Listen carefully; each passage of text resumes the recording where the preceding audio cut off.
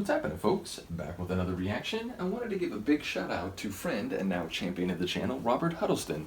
I think, is following a few different deep dives that we're doing, but he eventually contacted me and said, I think it was because I had reacted to a version of Hurt and I was talking about that tune, but he basically mentioned that he had done a cover of that tune, so he sent it over and he said it was okay to react to it, so big thanks to you, because that's not only a fun thing to do on this channel. I don't think I've reacted to anyone's music outside of the techno world, which is to say techno and hardcore. I do know some of the producers whose music I'm reacting to, but in the sort of, more pop music or vocal music in those realms, I don't think I've reacted to anyone's tunes who is, sort of participating in the journey on the channel, so I'm very excited to do this, and I wanted to give you a big shout out, because that's sort of like, a risky thing, sort of put yourself out there and allow people to, comment on your creative work, so I really do appreciate that, and give you a nod of approval for being bold in that way. And we're going to listen to, as I said, a cover of Hurt. People will know if you saw my reaction to the two cellos version, which, incidentally is the most emotional I've gotten at any point in a reaction. Like literally lost it like halfway through, was able to sort of like recover by the end. But yeah, bottom line, this tune is always very emotional to me. I mentioned in that video, I'll keep it brief here. But yeah, a lot of people think of the Johnny Cash version. I enjoy it. I understand that it's not only a sort of well-crafted, kind of folksy, down-to-earth version of the original tune, but if you watch the video, it's sort of the imagery that relates to the career trajectory and sort of the different things he was involved in, the different people whose lives he touched and who he was a part of, and so on. But ultimately, way before I ever saw or heard that, I was very struck emotionally by the Nine Inch Nails original. My brother was into Nine Inch Nails, so I remember hearing the album with that and Closer and some of the other, famous early Nine Inch Nails tunes. I remember hearing it pretty early on. I don't remember exactly how old I was. I don't remember what year that album came out. I would guess like very early 90s. But I remember listening to Hurt for the first time. I was going through the album. I think I was like doing homework in my kitchen area, and my room was downstairs. My parents like had an upstairs room, so I was sort of like downstairs by myself, just working on my homework. And the album was playing, and that song started, and I'm listening to sort of like the pain and the kind of like fragile, like broken vulnerability of the Sonics and his delivery. And I was moved to tears. I was like literally like, tears were falling on my homework, and it was like, oh my God. So it has remained a very emotional tune to me, and again, even though the two cellos version didn't have any lyrics, it retained all that emotional power. So what I'm saying is I have not listened to this version, this rendition by Robert Huddleston, and once again, thank you for sharing it. But it is quite possible, no matter what it sounds like, that I may get emotional, and especially if, the way that it's sort of arranged and the vocal delivery like really touches me. I can't provide any assurances that I will not get a bit weepy, so we'll see what happens. But once again, thank you, Robert. Let's listen to it. This is Robert Huddleston's rendition of the tune Hurt, originally by Nine Inch Nails, but perhaps known most significantly through the Johnny Cash version.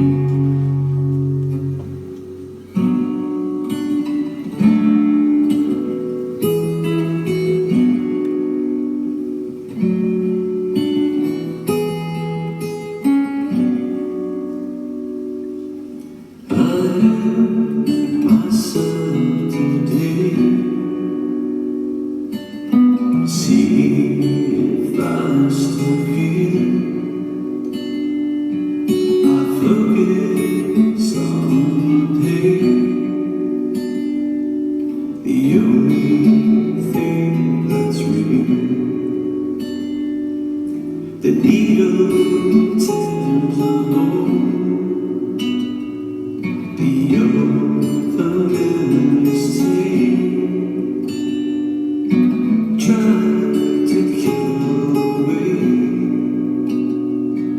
and I remember everything. What have I done? My sweetest friend,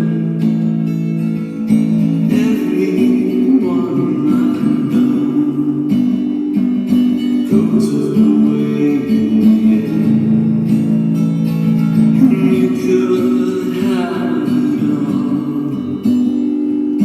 by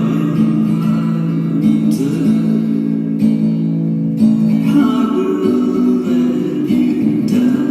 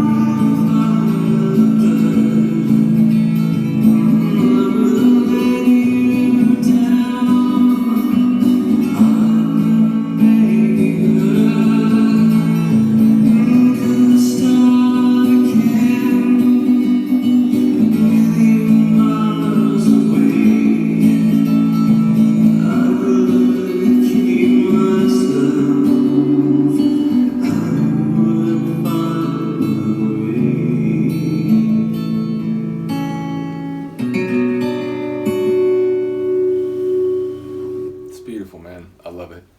Again, there were a couple moments where it felt like the lines were gone through with a little different rhythm. I like putting a bit of individual flavor on it. I enjoyed the acoustic guitar feel, which, you know, it gave it a flavor very much akin to the Cash version, which again, the particular crown that was being worn was the Cash version, which I get that. Again, it makes sense to me, Reznor sort of using the more overt, like, profanity, and again, and perhaps the sort of idiom of the song in his original casting, it is perhaps the most relevant term. But I do get changing it to Thorns, which again not only has maybe a more like immediately palatable sound to it, but also still, you know, indicates the pain, the loss, the sort of like fragmented state. Obviously there's like quasi-religious sort of connotations in that phrase. But yeah, ultimately I do enjoy that version a great deal. Thank you for sharing it with us. I enjoy the sort of echoed quality to it. So yeah, really cool arrangement. Just yeah, I'm very positive on that one. And again, it did make me emotional. In particular, the moments where it transitioned to the you know, what have I become, my sweetest friend? Like that moment, that sort of arrangement of the tune in those sections was particularly good. So once again, shout out to you, Robert. Shout out for sharing this. Do let me know what you think, other people. I enjoyed it a great deal. It's always a tune that I think is going to hit me emotionally.